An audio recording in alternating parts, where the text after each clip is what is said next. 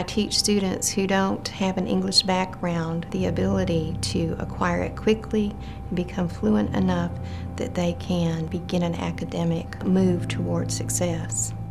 People who are not involved in ESL, they don't see the layers of learning that must take place for a student. I provide my students with English acquisition.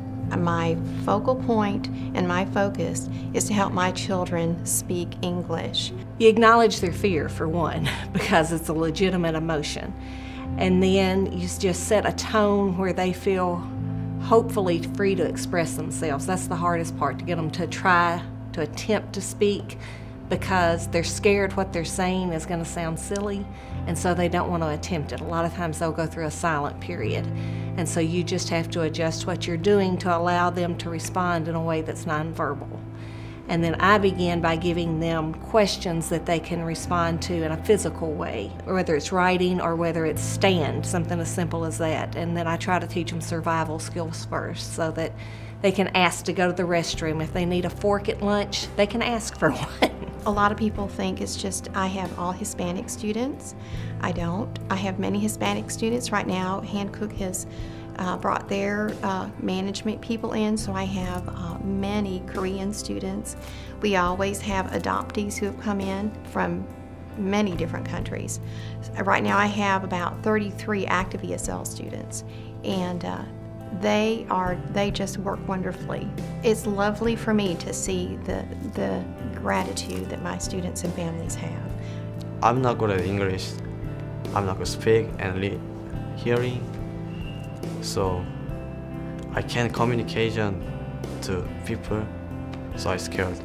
I want to speak like American. I just think going to America was kind of nervous either and awesome too. My mom said, when I have choice, she said, I will live forever in America. They have so much to offer. The other children get a view of the world by becoming friends with these ESL children, and they have a lot to offer our community as well, just to broaden, what we know about the world, and it gives you more of a first-hand experience. You learn a lot about Korea or the other native countries just by speaking to the people who have grown up there.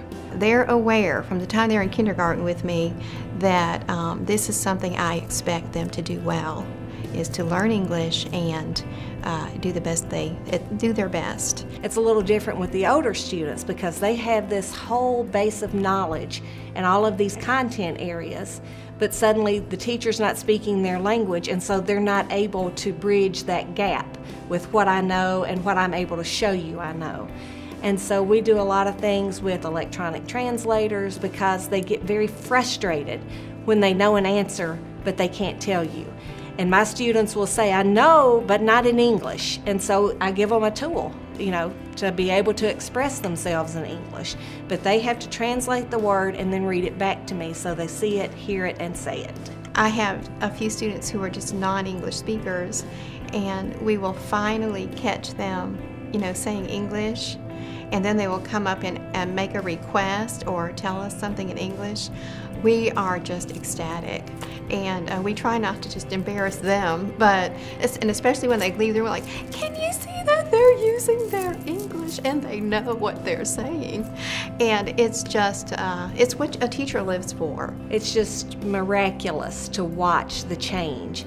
And where maybe an American child doesn't change as much in a school year, I can see dramatic changes in the period of 1 or 2 months in the attitude and the effort, and the whole personality of the child begins to just bloom when they feel like they can communicate and they finally feel like they have a path in front of them. And it's just the greatest feeling in the world. And I have to stress the academics so much because of just the environment where, it's an educational system. But when they get the English, everything else can fall into place independently, and that begins their baby steps to where they're going to leave me. ESL teachers live to put themselves out of a job, and my success stories are when that child tests out as an English fluent speaker, reader, writer, and can comprehend what they hear. And there's no greater success than knowing they don't come back to my classroom next year.